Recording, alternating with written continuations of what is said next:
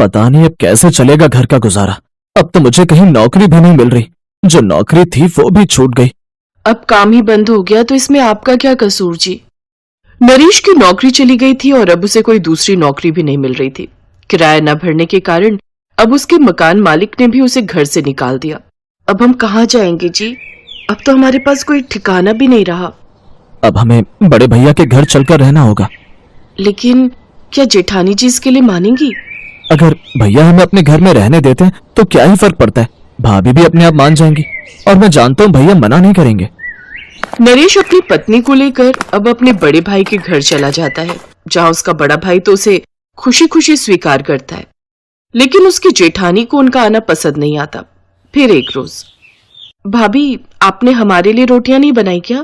मैं तो कपड़े धोने और छत साफ करने गई थी, आपने ही बोला था, तो मुझे लगा आप अपने लिए रोटियां बना रही हो तो हमारे लिए भी बनाई दी होगी। तुम्हारे बाप की नौकर नहीं हूं जो तुम यहाँ पर मुफ्त में आकर रहो और तुम लोगों को रोटियां भी मैं ही बना कर दूं। अपने लिए खुद बना लो। वैसे भी तुम दोनों को तो आदत हो गई है मुफ्त की रोटियां तोड़ने की।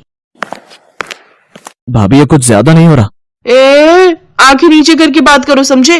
और अब तुम भी खुद के लिए कोई नौकरी ढूंढ लो, फिर जल्दी से जल्दी यहाँ से चलते बनो। मुफ्त का राशन खाने में लगे हुए हो। इसी तरह सीमा की जेठानी उर्मिला कभी राशन को लेकर, कभी जॉब को लेकर, तो कभी किसी न किसी चीज को लेकर हर वक्त उनको ताने देती रहती है। हालात हर किसी की असलियत सामने ला ही देते हैं। फिर एक रोज क्या हुआ उर्मिला, तुम रो क्यों रही हो? मैंने तो बस तुम्हारे भाई और भाभी से इतना कहा कि मैं 2-3 दिन काम नहीं कर पाऊंगी, मेरे पेट में बहुत दर्द हो रहा है। तभी इन दोनों ने मुझे खूब बुरा भला कहा और मुझे मारने की भी कोशिश की। आप ऐसा झूठ क्यों कह रही हैं जेठानी जी? क्यों जेठ जी को भड़का रही हैं? तुम दोनों के मुश्किल वक्त में मैंने तुम्हारा साथ दिया, लेकिन तुम तो मेरी ही बीवी को परेशान कर रहे हो। अब तुम दोनों इस घर में और नहीं रह सकते।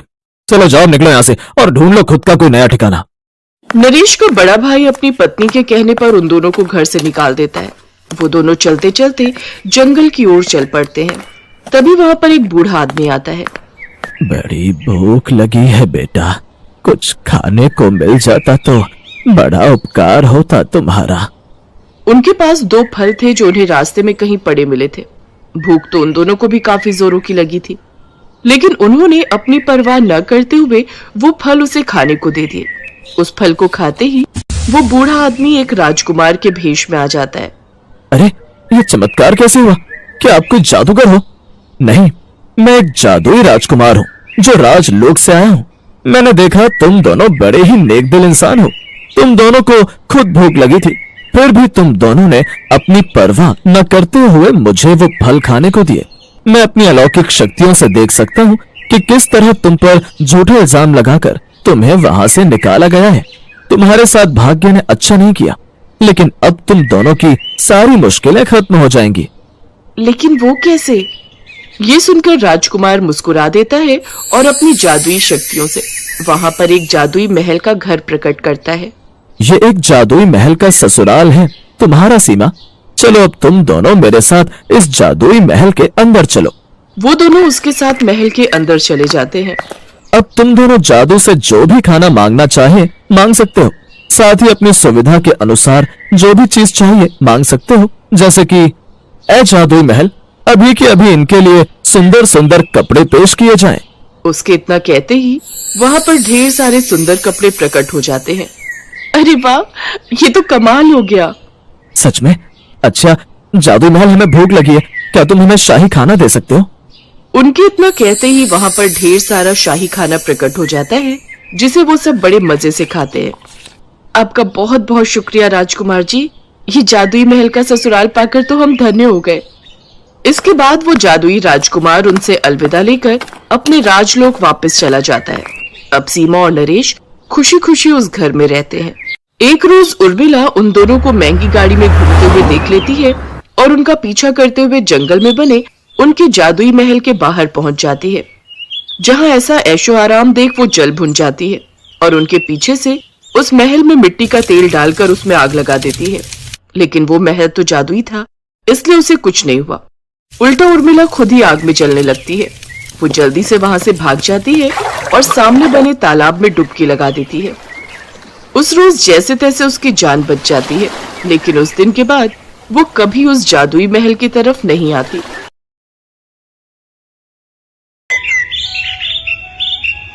मनीषा कपड़ों के शोरूम में नौकरी करती थी। पति विनोद भी ऑटो रिक्शा चलाता था, पर पिछले महीने ही एक एक्सीडेंट में उसके पैर की हड्डी में काफी बड़ा फ्रैक्चर हो गया, जिस कारण वो पूरी तरह से बेड रेस्ट पर था। मनीषा के ऊपर ही घर की सारी जिम्मेदारी आ गई थी। मनीषा रोजाना सुबह नौकरी पर जाने से पहले घर का सारा काम निपटाती, अपनी सास और विनोद का खाना बनाकर विनोद को दवाई देकर फिर घर से निकलती। इसी कारण कई बार मनीषा को शोरूम पहुंचने में देर हो जाती थी, जिस कारण उसके साथ में काम करने वाली एक और लड़की सुमन, जो उससे जलती थी, वो शोरूम के मालिक को भड़काती रहती थी। क्या बात है सुमन, मनीषा दिखाई नहीं दे रही? सर जी, वो तो रोजाना ही देर से आती है, जब देखो बहाने ढूंढती रहती है।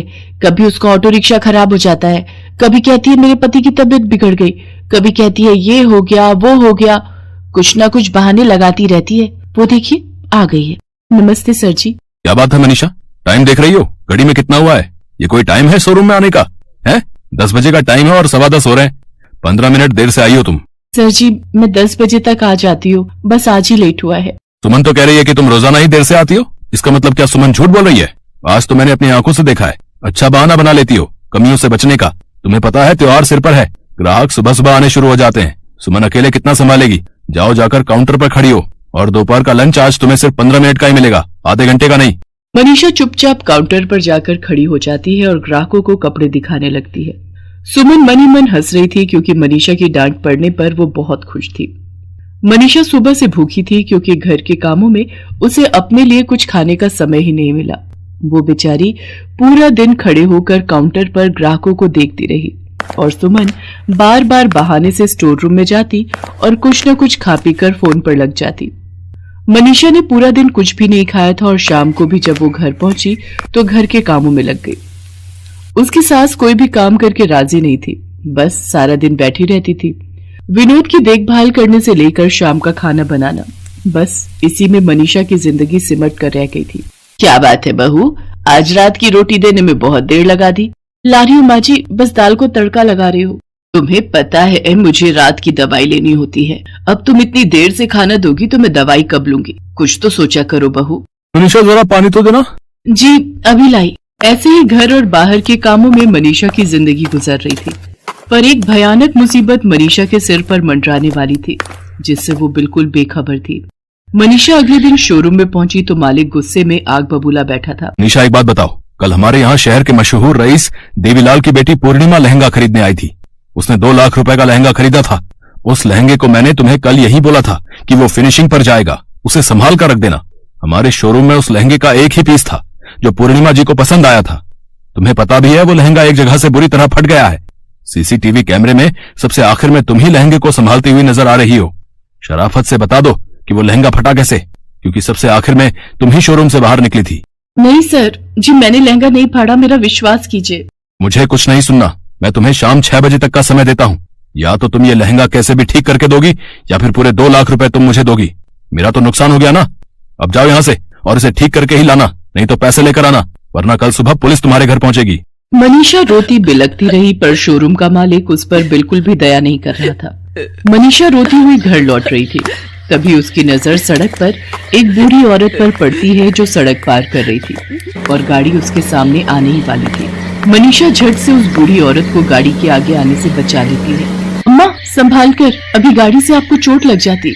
शुक्रिया बेटी, जीती रहो। क्या करूं, आंखों से दिखाई नहीं देता, इसलिए सड़क पर गाड़ी निकलने की भनक ही नहीं पड़ती। अम्मा आपके हाथ से ये पोटली गिर गई थी, ये लीजिए। बेटी तुम जानती हो इस पोटली में एक रेशमी कपड़ा है, जिससे हम अपनी पसंद की कोई भी जादुई पोशाक बना सकते हैं।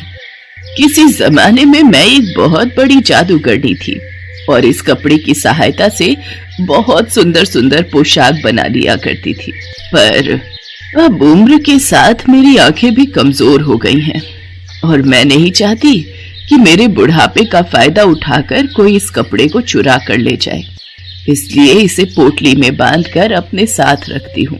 पर मुझे लगता है अब मैं ज्यादा दिन तक इस दुनिया में नहीं रहूंगी और मेरा इस दुनिया में कोई भी नहीं है, इसलिए ये रेशम का कपड़ा मैं तुम्हें देती हूँ।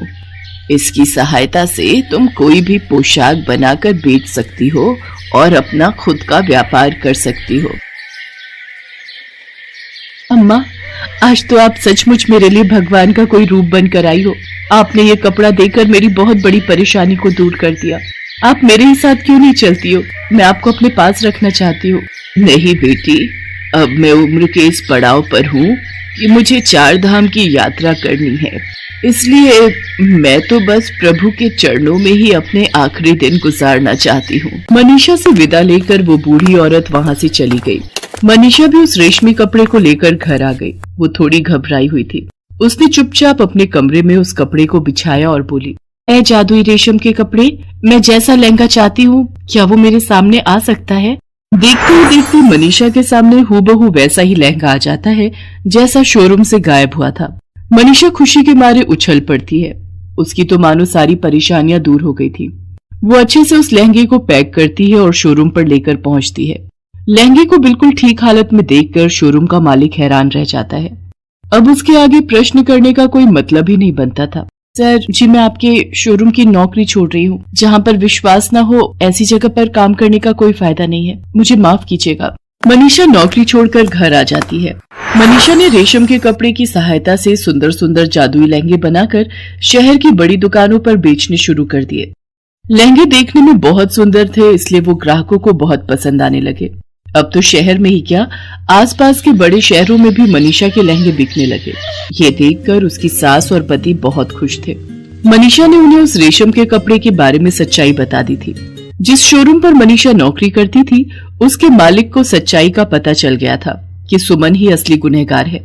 उसने ही लहंगा जानबूझकर फाड़ा था, इसलिए मालिक ने उसे नौकरी से निकाल दिया और मनीषा से माफी भी मांगी। मनीषा ने उसे माफ तो कर दिया, पर उसे अपने लहंगे नहीं बेचे, जिससे वो लज्जित होकर वापस चला गया। धीरे धीरे मनीषा ने विनोद का अच्छे अस्पताल में इलाज करवाया और वो भी ठीक हो गया। अब तो वो भी मनीषा के साथ लहंगों के व्यापार में हाथ बटाता था। बड़े बड़े फैशन शो में मनीषा के लहंगे जाने लगे। देखते ही देखते मनीषा लहंगों की बड़ी व्यापारी बन गई। आज उसने अपनी सास और पति विनोद को वो सारी खुशियां दे दी थी जिसके लिए वो हमेशा से ही तरस रहे थे। आखिर औरत लक्ष्मी का रूप होती है, ये मनीषा ने साबित कर दिया था।